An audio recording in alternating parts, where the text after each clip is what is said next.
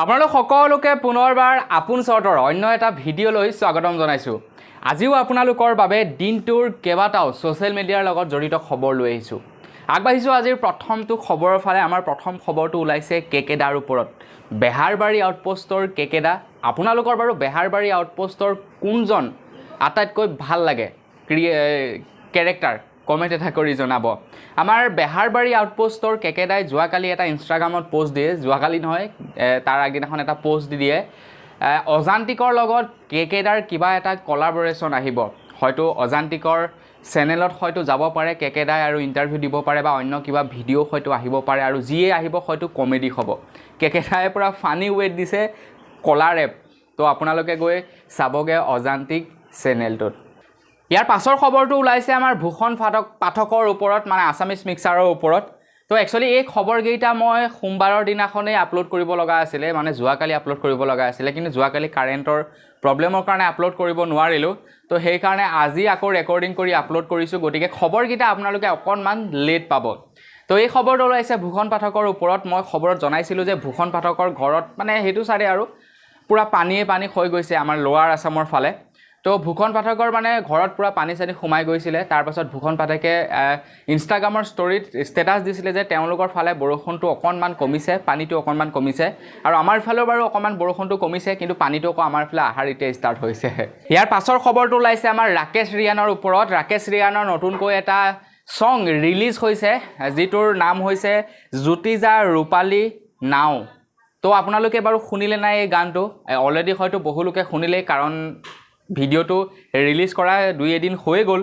তো সোমবাৰে দিব লাগিছিলে, মানে একদিন পাৰ হৈ গ'ল অলৰেডি। তো আপোনালোকে যদি তথাপিও এতিয়ালৈকে শুনা নাই ৰাকেশ দাৰ সেই গানটো, তো ৰাকেশ ৰিয়ানৰ অফিচিয়েল তাৰ ইউটিউব চেনেলত আপলোড কৰা আছে, এবাৰ গৈ চাবগৈ। ছংটোৰ নাম হৈছে জ্যোতিজা ৰূপালী নাও। ইয়াৰ পাছৰ খবৰটো ওলাইছে আমাৰ অসমীয়া ফিল্ম ইণ্ডাষ্ট্ৰীৰ পৰা। আমাৰ অসমীয়া ফিল্ম ইণ্ডাষ্ট্ৰীত হয়তো এয়াই প্ৰথম, আমাৰ অসমীয়া ফিল্ম ইণ্ডাষ্ট্ৰী বুলিয়ে নহয়, বলিউডৰ ফিল্ম ইণ্ডাষ্ট্ৰীত হয়তো এয়াই প্ৰথম যে লোকেল উৎপাত ফিল্মখন কণ্টিনিউ ইমান দিন চলি আছে। বলিউডত বেছিতকৈ বেছি এখন ফিল্ম কিমান দিন চলিব? বেছিতকৈ বেছি 2 সপ্তাহ বা 3 সপ্তাহ, বা আমাৰ অসমতো চলিলে 2 সপ্তাহ বা 3 সপ্তাহ। কিন্তু ইতিমধ্যে লোকেল উৎপাতে 5টা সপ্তাহ পাৰ কৰি দিলে, কণ্টিনিউ চলি আছে। আৰু লগতে লোকেল উৎপাতৰ লগতে আৰু এখন ফিল্ম নতুনকৈ ৰিলিজ হৈছে আমাৰ অসমীয়াৰ এমুঠি পুথি। তো আমাৰ সেই ফিল্মখনত অভিনয় কৰিছে কিশোৰ দাসে। এতিয়ালৈকে যদি চোৱা নাই আপোনালোকে গৈ চিনেমা হলত চাবগৈ। ল'ৰাটো এতিয়া কেঞ্চাৰৰ সৈতে যুঁজি আছে। তো আপোনালোকে যদি ফিল্মখন চাই অকণমান সিও উৎসাহ পাব তাৰ নিজৰ বেমাৰটোৰ লগত যুঁজিবৰ কাৰণে। তো আপুনি বাৰু এমুঠি পুথি আৰু লোকেল উৎপাত 2খনৰ ভিতৰত কোনখন চালে কমেণ্ট এটা কৰি জনাব। ইয়াৰ পাছৰ খবৰটো ওলাইছে আমাৰ মিষ্টাৰ ভুৱন বামৰ ওপৰত। বিবিকি বাইন চেনেলটোৱে 7 বছৰ অতিক্ৰম কৰিলে। অলৰেডি দেওবাৰ দিনাখনেই এই খবৰটো ওলাইছে, কিন্তু দেওবাৰ দিনাখনেই তাৰ 7 বছৰ সম্পূৰ্ণ হ'ল। কিন্তু কি কৰিব, সোমবাৰে বনাম বুলি ভাবিছিলোঁ, সোমবাৰে বনাব নোৱাৰিলোঁ ভিডিঅ'। তো সেইকাৰণে আপোনালোকক লেট কৰি দিব লগা হৈছে। যি কি নহওক, আপোনালোকে ভুৱন বামক চাই নে নাচাই কমেণ্ট এটা কৰি জনাব। যদি ভুৱন বামক চাই তেনেহ'লে লাইক এটা কৰাৰ লগতে ভুৱন বামৰ হৈ সুন্দৰকৈ এটা কমেণ্ট কৰি থৈ যাব। আমাৰ জানো কেতিয়া আৰু মিলিয়ন এনেকুৱা 7 বছৰ 8 বছৰ হ'বগৈ।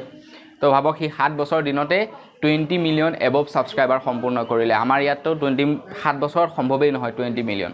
ইয়াৰ পাছৰ খবৰটো ওলাইছে আমাৰ বিকাশৰ ওপৰত, মানে বিকাশ চেত্ৰীৰ ওপৰত। ইয়াৰ পাছৰ খবৰটো ওলাইছে, তো বিকাশ চেত্ৰী বৰ্তমান গোৱাত আছেগৈ, আপোনালোকে নিশ্চয় জানে। সি এটা ষ্টৰি শ্বেয়াৰ কৰিছে কেইটামান ইউটিউবাৰৰ ওপৰত, মানে খং উঠিছে বিকাশ চেত্ৰীৰ, আৰু কৈছে যে কেইটামান ইউটিউবাৰে একোটো কৰা নাই, বানপানী নামত ভিউজহে লৈ আছে আৰু বেলেগ ইউটিউবাৰক টাৰ্গেট কৰি কথা কয়। এতিয়া কোন ইউটিউবাৰৰ কথা কৈছে বিকাশে, সেইটো বিকাশে জানিব পাৰোঁ। যি কি নহওক, মেইন ষ্টৰিটোৰ বিষয়ে মই আপোনালোকক কৈ দিছোঁ অকণমান। তো বিকাশে মানে গোৱাত আছেগৈ। গোৱাত থকাৰ কাৰণে কিছুমান ইউটিউবাৰে মানে কি কৰিছে, কমেণ্ট কৰিছে। কিছুমান ইউটিউবাৰে মানে কৈছে যে চালা অসমত এই পৰিস্থিতি, তহঁতে গৈ গোৱাত গৈ আৰামত বিন্দাছ ঘূৰি আছ, ফূৰ্তি কৰি আছ। তো তাৰ ওপৰতে ৰিয়েক্ট কৰি বিকাশে এইটো ষ্টৰি দিছিলে, আৰু বিকাশে ভিডিঅ'ত কৈছে যে সি খুব শীঘ্ৰে আহি আছে। শীঘ্ৰে মানে কি হ'ল, বানপানী হোৱাৰ আগতে তাৰ প্লেনিং বনিছিলে গোৱালৈ যোৱাৰ। তো গোৱালৈ যোৱাৰ পাছত আপ এণ্ড ডাউন 2টা টিকেট কাটি থৈছিলে। সি যদি এতিয়া তৎকালীনভাৱে আহিবলৈ হয় তেনেহ'লে এনেই 12,000 টকা 13,000 টকা এটা এডভান্সকৈ ভৰি সি টিকট কৰি আহিব লাগিব। তো সেইকাৰণে তাতকৈ ভাল সেই টকাটো দি আহি ইয়াতে মানুহক সহায় কৰিম বুলি কৈছে। আৰু হয়তো খুব শীঘ্ৰেই সি 22 তাৰিখ মানৰ আহিব সি।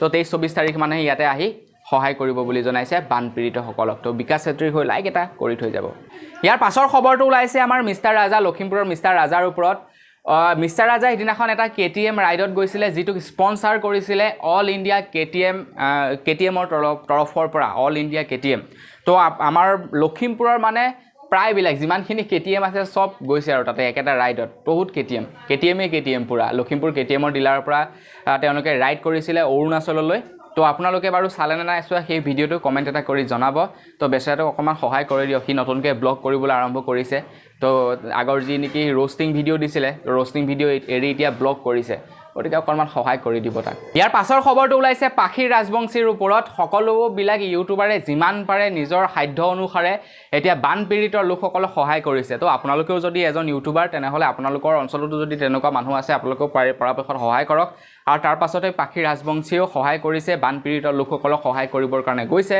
তো পাখিৰ ৰাজবংশীলৈ বহুত ধন্যবাদ একেবাৰে শেষৰ খবৰটো ফালে আগবাঢ়িছোঁ একেবাৰে শেষৰ খবৰটো ওলাইছে আমাৰ ডিম্পু ভাইৰ ওপৰত ডিম্পু ভাইয়ে নিজৰ ইউটিউব চেনেলটোত মানে ডিম্পু বৰুৱা চেনেলটোত এটা ভিডিঅ' আপলোড কৰিছে যিটোত নেকি এটো যে এক্সপ্লেইন কৰিছে যে আমাৰ অসমত একচুৱেলি বানপানী কেতিয়াৰ পৰা আৰম্ভ হৈছে কিয় আমাৰ অসমত বানপানী হৈয়ে থাকে প্ৰত্যেক বছৰে কাৰণ বছৰত 3বাৰ 4বাৰ আমাৰ অসমত বানপানী হয় আৰু তাৰ বানপানীৰ পাৰ্মানেণ্ট সলিউশন আছে নে নাই বা পাৰ্মানেণ্ট সলিউশন কি ইয়াৰ ওপৰত এটা খুব সুন্দৰ নলেজেবল ভিডিঅ' আপলোড কৰিছে ডিম্পু বৰুৱাই তো আপোনালোকে যদি এতিয়ালৈকে চোৱা নাই তো চাব সি বাৰু য'ত কেৰেলাত আছিলে কেৰেলাৰ পৰা ইয়ালৈ গুচি আহিলে বৰ্তমান তো আপোনালোকে যদি এতিয়ালৈকে চোৱা নাই তেনেহ'লে ডিম্পু বৰুৱাৰ সেই ভিডিঅ'টো চাব আৰু যদি চালে তেনেহ'লে লাইক এটা কৰি থৈ যাব তো এইকেইটা আছিলে আজিৰ দিনটো জনাবলগীয়া খবৰ কেনেকুৱা লাগিলে খবৰকেইটাৰ বিষয়ে জানি কমেণ্ট কৰি জনাবলৈ নাপাহৰিব যদি চেনেলটো ছাবস্ক্ৰাইব কৰা নাই ছাবস্ক্ৰাইব কৰি ল'ব পুনৰ এটা ভিডিঅ' লগ পোৱাৰ আশাৰে আজিলৈ বিদায় মাগিছোঁ ধন্যবাদ জয় অসম